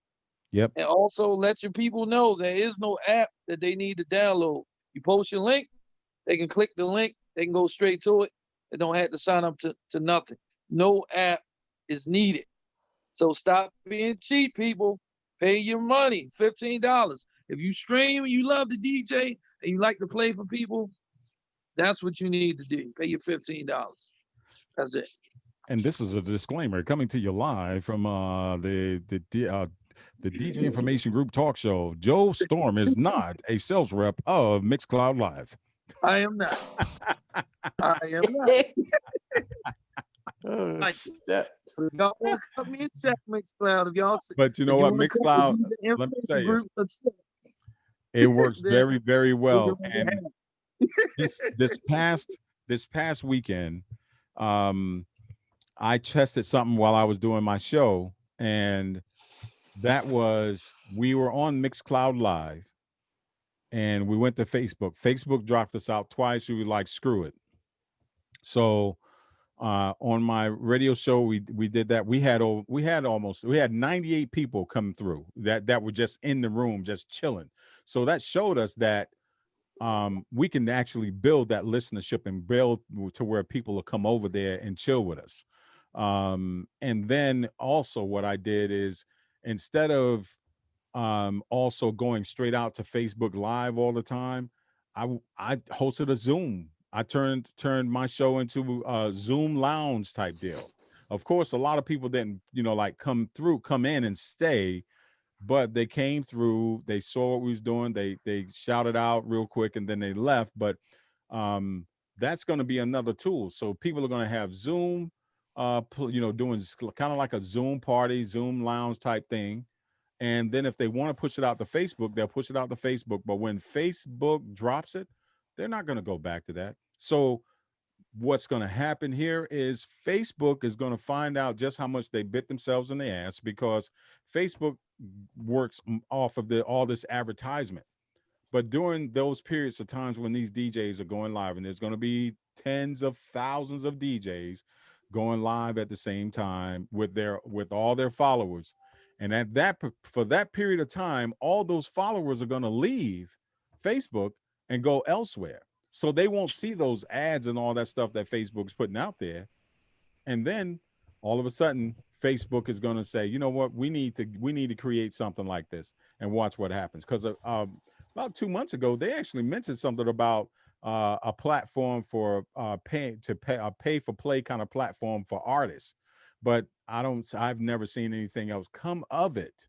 But I guarantee you, once they see the revenue that they're losing by just making sure that they don't help us, do what we're doing as DJs, putting music out there to, provide therapy and help people through, especially this particular time here. Watch what they do. I guarantee you, Facebook, give them a couple months. I give them 2-3 months or beginning of the year, they're going to be introducing their own products similar to Mixcloud Live. But hopefully by that time, Mixcloud Live is powerful enough and strong enough and has enough money at that point to where they won't sell out. They'll stay strong with that and move forward, because someone else needs to show Facebook that they can do it too. And they can do it with their customers. you know. So that's the piece to that. Is there any? Before I get ready to close, I'm gonna go around, give each DJ their last thoughts on all the topics today, and then we'll close this thing out. So just remember, October 1st is the day. We have lost that first part of the war, but we'll see what happens on round 2. So I'm gonna start out. Everybody should do a party on the 30th. Like just go ham and go crazy, play everything that they don't allow just for the hell of it. So, since everybody should just play all the Michael Jackson, the Jay-Z, the Beyonce stuff. You're gonna get kicked off for, because you be like, oh well, anyway, I don't care. Yeah. Oh, and I see here in the chat box too, Genius said that he has a pair of Technique 1200 MK2s, and he's getting rid of them for $550 a pair of them. That's a good deal, yo. That's a real good deal. I'm gonna have to call him. Yeah, call him. Yes, indeed. Shoot, I might have to call him myself. Yes, indeed. Malcolm, DJ Yoshi said, "Hey, people, what's up?" Yoshi. So, but we thank everybody for joining. We thank all the DJs for coming in.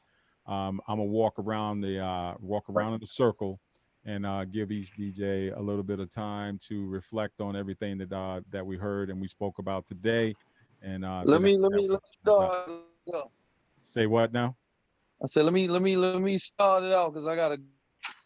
All right, go ahead, Joe Storm. I think it's great topics. I think we touched on great things. Guess that's the secret, too. The secret is that they like using this shit. I got you, Joe. Go ahead. It's nothing really special. And I can say is just that I hope everybody out there kind of follows and, understands what we're saying and just, comes up with their own situations or, learns from our situations. I think we always come with great topics. It's a great situation.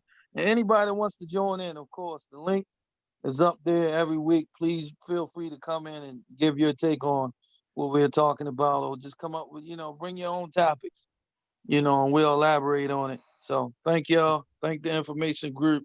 Thank all y'all brothers, and God bless. Yes. All Salute. right. Salute. So the next DJ we got is DJ J Rock. What's up? I just want to say great topics. Thanks for the opportunity to hop on and fellowship with you good folks. Looking forward to doing it again soon. Yes, sir.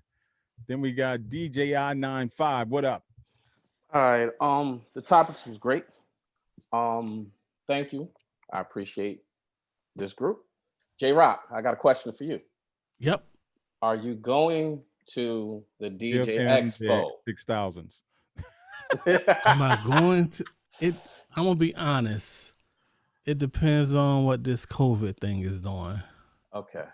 Because we still self-quarantining, not doing a whole lot of company and playing it safe. Fair. I'm trying to live, bro. Let me live, bro. All I gotta say is hopefully I'll see you there. Trust me, I'm probably gonna be suited up, but hopefully I'll see you there. Yeah, no doubt. Yeah, I feel you on this whole thing about, self-quarantine, and we've been doing it ourselves, man. If the expo does go down, we will be there, but we will definitely follow the protocols to as much as we can. And I don't plan to get close to anybody, but yeah, we are just really looking forward to seeing all our brothers and sisters, that are part of the group in there for sure. So looking forward, if all you guys are able to pop out there, we'll get a chance to see you. Otherwise, we'll definitely have some other meetups of some sort. Even if we got to get some paper cups and some long string and talk to you like back in the day. Hey, what's up? So, hit you with the Morse code. Yeah, the Morse code joint for real. So we'll get that going for sure. Then we got DJ Swerve. Yo, J-Rod, I just want to know what camera you got on you. That joint is clean like a mug, man. Uh-oh. That's what I want to ask. Man, it's just a Logitech C920. Oh, that man. Got some good wiring and the internet going on. That joint is clean, man. That joint is HD quality. Thanks, man. I appreciate it. Yeah. Now it was great. You guys the tap on them. Great info on salute J-Rod on that info. You said one or two things that I didn't know, and I know pretty much I do my homework about gear.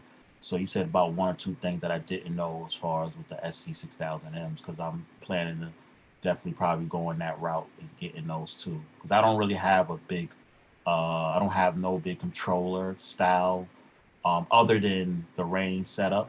Yeah. But you know, I need to, you know, I have a small controller, a real small one. I did gigs with that, and of course that got me through. But I want to definitely get another size up. But when I seen that, it was dope. So thank you for that info. See, and it's great that we up here and learn about that. Hopefully y'all got something from my end about on the production side of things. And like I said, trying to get me in the doghouse, bro. I don't know. I ain't trying to do nothing. Just don't let Square not pump you up, man. He be pumping. He be pumping it too much, man. And don't come to the expo. Don't come to the expo, because if you're walking with him, you're gonna buy something. Y'all ain't gonna walk in with me. If you go over to those vendors with Swerve is gonna have you pulling money out your pocket. Nope, because I'm gonna do my name. You're gonna be together, but then I'll just divvy off. I'll swerve off, and then next thing you know, you guys just see me out the door with something. You're like, yo, what? See, y'all didn't see me. I went ghost. I lingered y'all. I just got away from y'all real quick, dashed out. You know, while y'all looking at something else, I see someone on the other side that I want. I just divvy over there and, you know, do it. Y'all wouldn't even know. So Hey, look, I think we need to go ahead and get that 12-step program started. Yeah, no doubt, right? Your hair is anonymous. God. there's a lot of people that would be in there. A lot of people. I don't even think it will even work, man. I said, but see, like Square Knot and J-Rod, y'all married. You know what I'm saying? I can only imagine, like, if I would need to be like literally rich, because I would have to have a whole nother house just for gear. Just for gear. Yeah, I got a lot here. I tell you that, man. You know, and I try to do what I can. And I know, and when I know I'm buying something, man, my wife give me that eye. But since I got that she shed, I got a little bit I got a little more leeway right now. But that leeway not gonna last too much longer. See, that's funny. I'm getting trees cut down next week in the backyard, and again, one of them for my wife. Yeah, hey, when you get that, man, use that as your leverage. Yes, indeed. But see, J-Rock wife use his gear too. Yeah, see, that's the plus, man. So, and that's the other thing. She loves gear too, man. So you'll be like, hey, babe, you know, check it out. You know, check this out. This is just came out. Be love. What's up? don't come into a hey, babe, or what's up, honey. Just go, be love. What's going on? How Be you like, doing bang, today? bang, she got it. Yeah, all he had to do, like, yo, I'm gonna get this for you. You know what I'm saying? I'm gonna get this for you. That's why I think you did with the SC6000. You like, yo, I'm gonna get this for you. That next thing you know, you gonna be on it way more than her. I know the tricks, man. Come on. Yeah. You went and got, like, I'm gonna get the Rain set up, the whole Rain 2 Mark II setup, and I'm gonna get you the S6 But what do we see? We seen the Rain 12 on the bottom in the box on a low. He only had it out for like a couple of days when it first came out, and since some 6000's been out, he had those out ever since, and them joints is just underneath, just like chilling. Like, them joints ain't even been out 2 weeks, a whole week. He put them at the bottom, like, Hey, messing with those. Hey, the 6000s were sitting off to the side, and then he went over and started moving the reins, and the 6000 said, bye-bye. Oh, man. Crazy. Gotta be cracking up. Swerve, you got anything else? Nah, that's it till next week. I'll ponder up what we're gonna speak on next gear-wise next week. Cool beans. And then we got the birthday boy over here. My man, good to see him. DJ Genius. What's your last thoughts, my brother? Very great topics. I always love chopping it up with you guys because I always learn something. You know, I don't care what we do in life, what we know, we can always learn something else. So I always appreciate the fact that I can rely on you guys. If I have an issue or it's something I don't know or understand, it's nothing like having a great network of people. Yeah, And yeah. it helped me, like even in my situation with my 70, my 72, I call Swerve. You know what I'm saying? And talk with Storm. We've had conversations. You know what I'm saying? About things like that, and I think that's important. It can save us a lot of time. Because I don't know about you, but I'm not looking forward to being on hold for 2 hours and 38 minutes. You know what I'm saying? So to be able to chop it up with any of my brothers and be able to, come up with a resolution for an issue we have, and that's a huge plus. People pay money, you know what I'm saying, by the minute. I mean, Square Nine how it works, Oh yeah. you know what I'm saying? Oh yeah. I'm thankful for that. You know what I'm saying? To be surrounded by a whole bunch of knowledgeable guys, when it comes to a lot of the equipment that we use or looking to use, you know what I'm saying, and being able to share different views on things is very helpful. It can help you in making a decision on what to buy. One of the things that I really love is nobody is a necessary, what would we call it, brand pushers. Oh, if it's not this brand, then it ain't right. You know what I'm saying? People that actually do research on equipment and make decisions that are not just opinion based.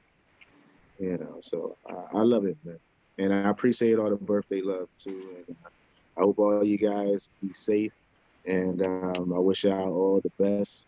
Blessings in every way, gigs and everything else. Because I can tell you now, everything gonna open back up. Just be careful.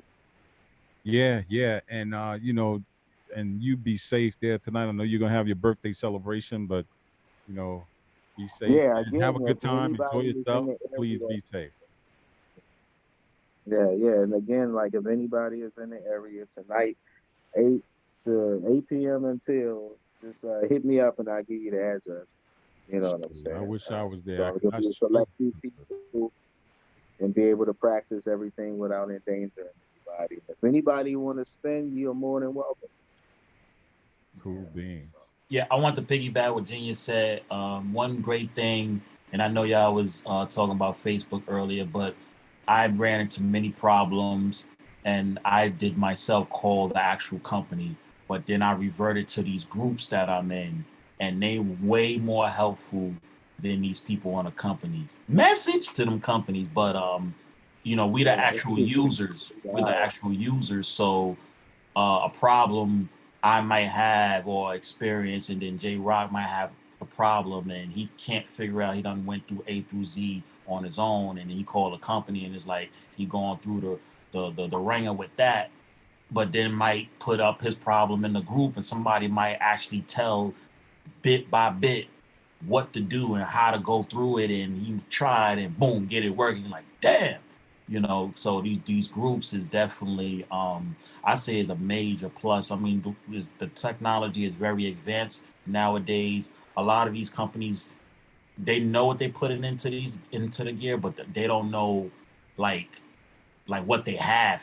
You know what I'm saying? They just throw it all in there, but we the ones that put it through the ringer as far as how it works and stuff like that. Like I said about disconnecting the power from the 6,000.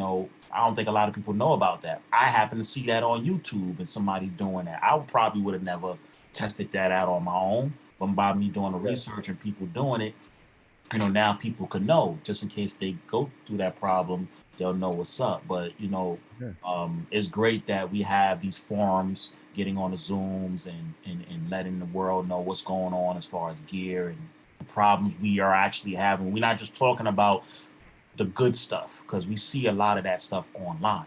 We talking about the bad stuff. Not a lot of people talk about the bad stuff. So we Right. talk about the bad stuff. So we are preparing people for if they go through a fader problem with a Rain product or any mixer for that matter. they'll know what to do, how to, go over that problem and get it rectified and fixed. Because people do get highly frustrated. They have no patience. I know people don't have no patience. I know a lot of people up here say that people brought the product, had it for a week or a month, and then now they selling it. Because maybe the problem they're having, or maybe they just didn't like it. And I would say don't spend $2,000, $3,000 on a product before not doing your research or going to your local store, Guitar Center, Sam Ash, whatever it is, and mess around with it. Like, be in there for a while, mess around with it. Like, don't spend your money and don't not do your research and then buy it and you have it for a week or two, then you don't like Just go to it. the Swerve House and test it out. Huh? You ain't even gotta go. You ain't even gotta go. You don't even have to go to the store. Just go to Swerve House and test out whatever new gear. You know what I'm saying? We got it. Nah, J-Rock got the hookup. He gets it before the public even know about it. Yeah.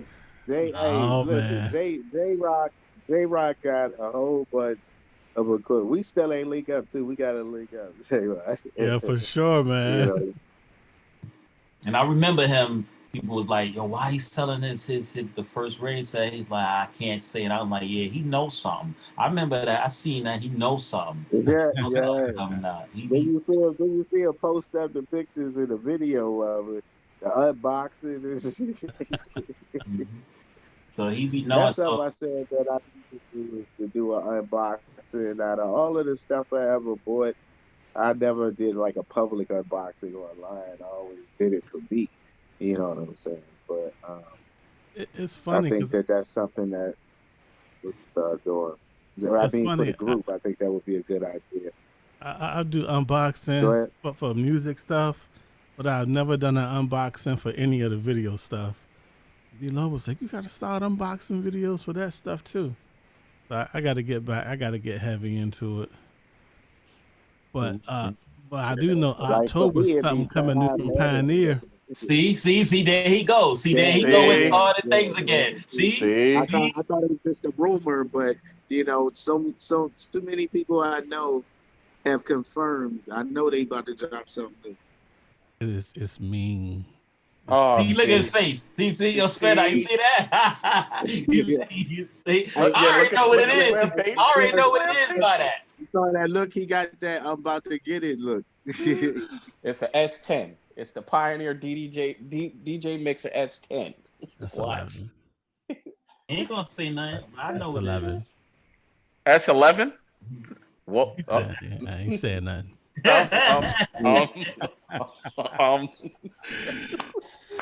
Oh God. That's all right, man. We look forward to that release as well. Shoot, you might have me checking something out, but we'll see what happens. I'm gonna play it safe. Yes, indeed. But and like Swerve talking about the power thing, to have J-Rock actually confirm that joint, that with the power being on it, that just shows that Denon, they really thought about it. Something as simple as that, where you got a bank of capacitors that are able to hold that charge long enough to where it gives you a chance to plug it back in. That's a beautiful thing, man. It's equipment.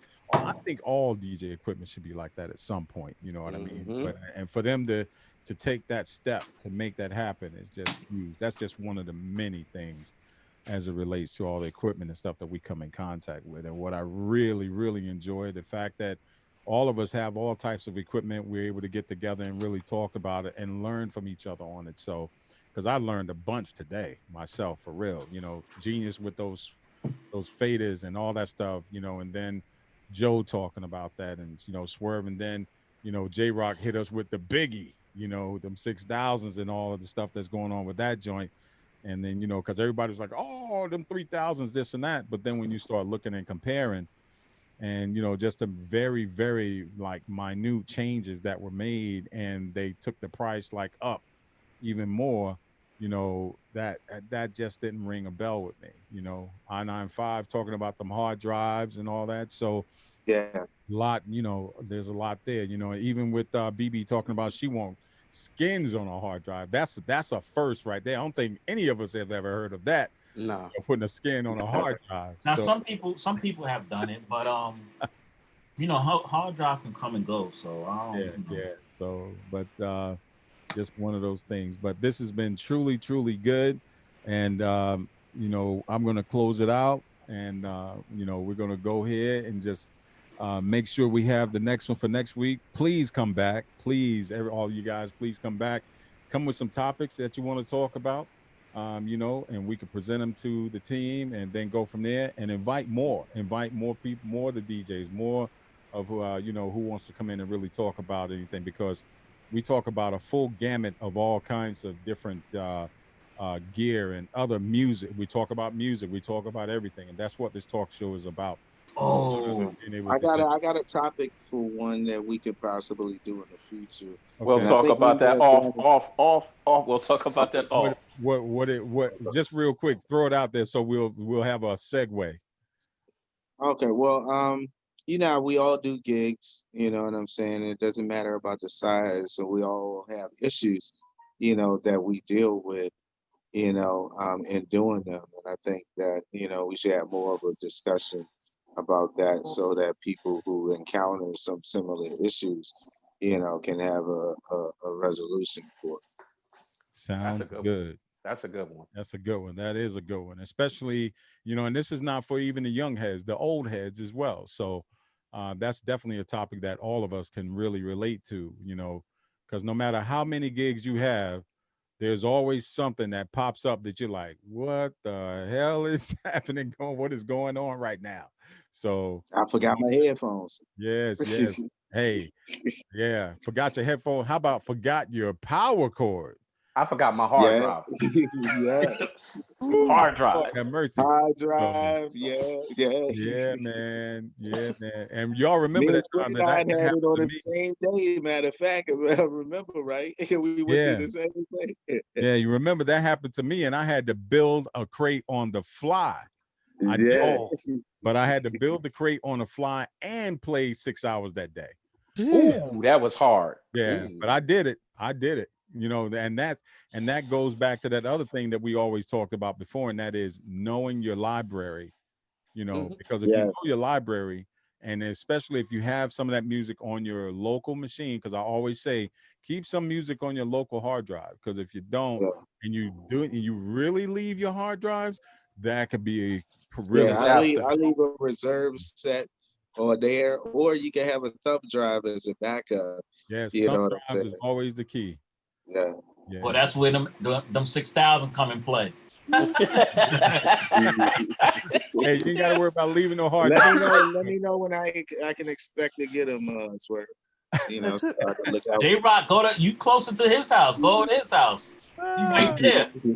Nah, J-Rock ain't giving them joints. Hey, not J-Rock. B-Love ain't giving them joints. Listen, I'm gonna tell you the only way J-Rock would do that is if they gave him like 10 of them joints. Then he'd be like, hey, first come, first serve.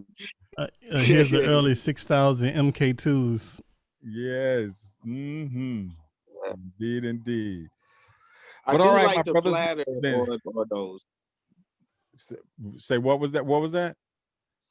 No, I was saying I do like the platters or the oh, I was going to say, I thought you said, yo, you know something else. I was like, uh-oh, here we go. Let's find out about it. Nah. That's J-Rock and Swerve.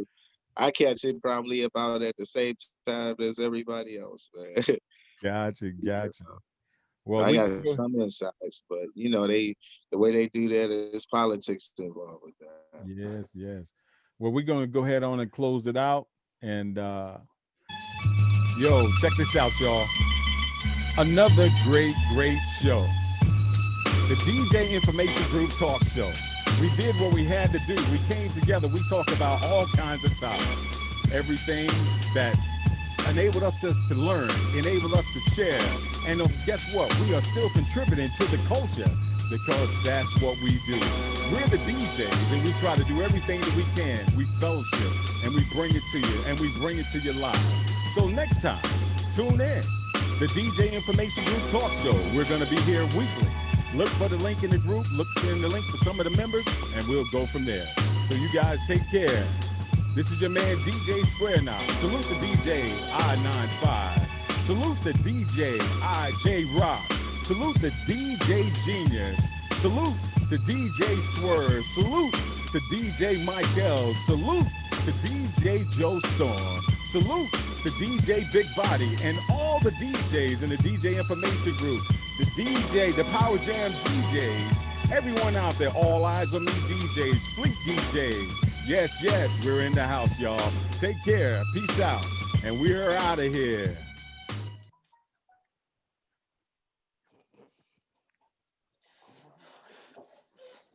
That's